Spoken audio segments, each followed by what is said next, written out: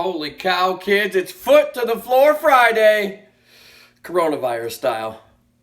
I'm not there with you and you're not here with me, but we can continue with episode 2 of the Academy. Kids, I know you're pumped up. I know you liked seeing me do my ticky-tock dance.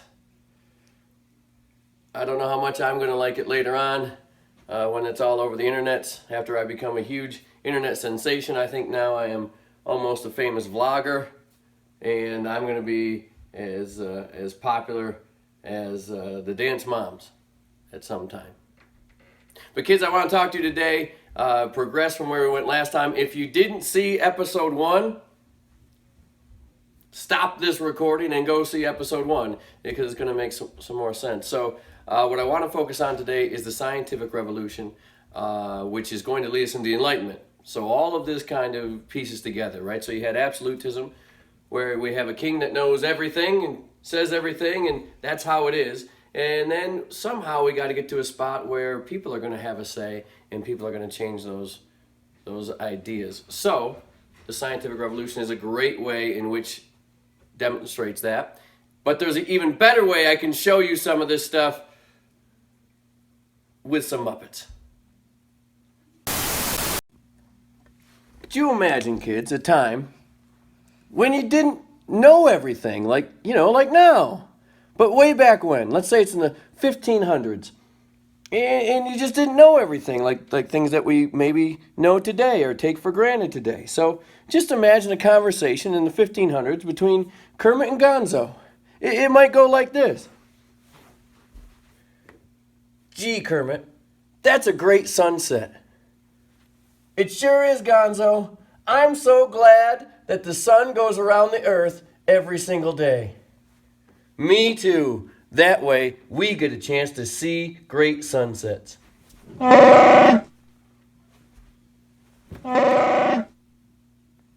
Whoa! This guy says he's from outer space. And he says that the sun doesn't go around the earth, but the earth goes around the sun. Holy cow! I didn't know that! Okay, so maybe Chewbacca the Wookiee is not the person that came and changed the way people thought. But it might be that we can look back at someone like this guy. So here's Copernicus. And what Copernicus does is throughout his entire life, he takes a look at, he's an astronomer, he takes a look at the sky, he writes a lot of things on it.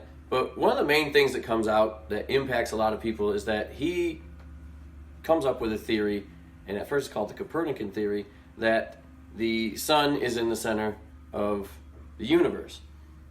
And he doesn't get in a lot of trouble for this because it's not published until right before he dies. So he dies and then his stuff is published, and so he doesn't have to worry about getting in trouble for his problems. He also, by the way, a really smart guy, also came up with the idea of the quantity theory of money, which is kind of interesting for today, but we don't have to get into that today as well.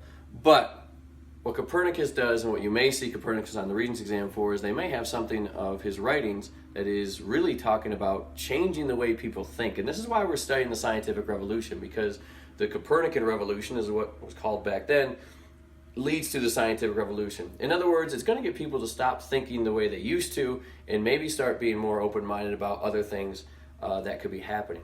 So, if you think about it for politics, which if you did your first sticker assignment, we talked about this is how people are ruled. If you just looked at things as one person gets to tell you what to do all the time, but then you start looking at it differently, saying, why does that one person get to tell us what to do all the time? I think the scientific revolution has a great segue or a great bridge to the Enlightenment, to where people want to have rights and people want to have say.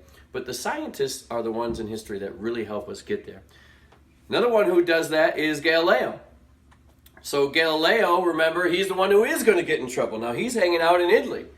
And at first, as he is reading Copernicus' stuff, now Copernicus died in 1543, and Galileo is going to live until 1640. So he's about 100 years after. But he takes Copernicus' ideas and he's like, hey, this guy seems right. Now, Galileo's very, very famous. He's been doing a lot of things He deals with motion, he deals with gravity, he deals with inertia. This guy is fabulous at everything he does, and he's very well known in Italy. So first, Pope Paul V tells Galileo, you can't defend and you can't stand by what Copernicus said.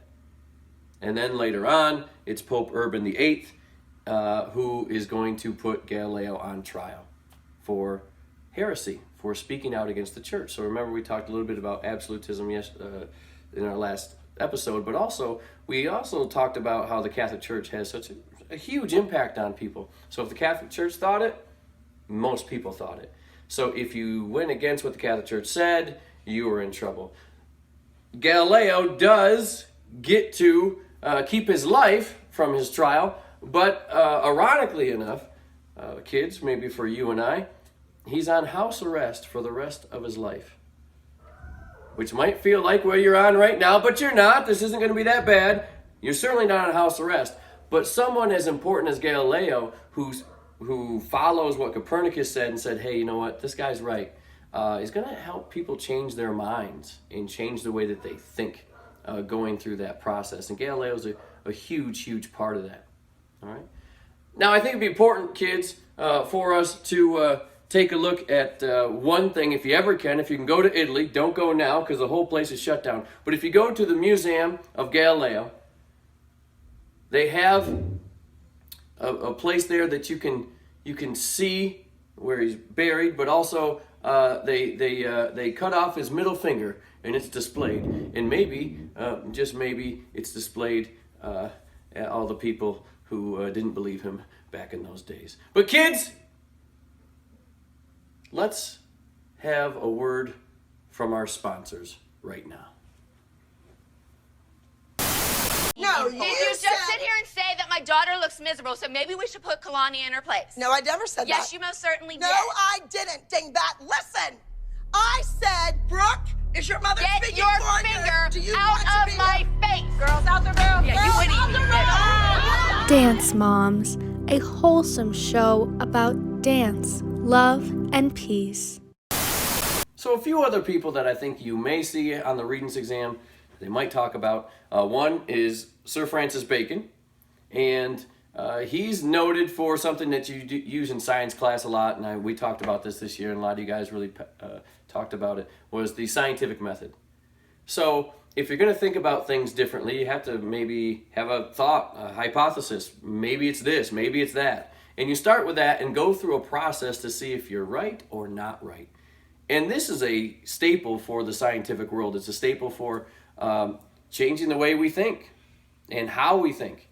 And that's why I think it's so important when we look at the scientific revolution that it gets us to that political revolution. Now, it's not a revolution that there's going to be war and bloodshed in the Enlightenment, but it's a political revolution that people are going to have to think differently. So they're going to have to get out of their mindset of having an absolute monarch to maybe having some sort of elected leaders, a republic, or people who might represent them in some way. And maybe have some say in government by having a constitution and Bill of Rights. So we're going to get there, but we don't get there without the scientific revolution, and the Regents exam likes to ask about it plenty. So I think that you may get something, Sir Francis Bacon, you may get something with Sir Isaac Newton. And Sir Isaac Newton is, again, if you guys are all of these guys, but huge on math and physics and astronomy, comes up with laws of motion, and these are some of the people that are going to start putting down on paper concrete evidence of facts that are different than maybe what the church thought before. So we could see any one of these guys maybe on the Regents exam, but I like to look at it as that bridge between absolutism and the Enlightenment, which we're going to be talking about next week, kids. But this Foot to the Floor Friday here is all about the scientific revolution. So if you can do this for a sticker, and again, you can do this in a variety of ways. You can email me. You can put it right on Classroom. I will get them. I'm going to check them every day for your sticker activities. But sticker activities here for our next two, and we're going to do this on Monday as well because there's a lot of people. What I'd like you to do is take the 4 people that we looked at today. All right, so start with Copernicus, Galileo, Sir Francis Bacon, right to Isaac Newton. Those 4 people, and just make a list in your notebook. These will be your notes and it'll be your sticker activity. Put their name and then major accomplishments. No more than 3. Keep it simple. Name and major accomplishments. You will be surprised when you look these guys up how much these guys actually did. Of course, we simplify everything here because we have to go so fast. You'll be amazed by their lives if you take a look at what they did. So just list their name and then 3 accomplishments. You can take a picture of that, send it to me, and either email it to me or put it on the classroom. You take a picture and I will mark you down for a sticker as I did before. That's it for today, kids. I want to tell you 2 things. 1, I love you. And 2, take care of your pets. But right now, let's hear it from my band. Fruit salad, yummy, yummy. Yummy, yummy, yummy, yummy fruit salad. Let's make some fruit salad today. Oh, It's fun to do, it's a healthy way. oh, Take all the fruit that you want to eat. It's going to be a fruit salad treat. the first step, Peel your bananas, the second step, toss in some grapes, the third step, chop up some apples, chop up some melons, and put them on your plate. Now we've made it, it's time to eat it. oh, It tastes so good that you just can't beat it. Oh. Give everyone a plate and a spoon.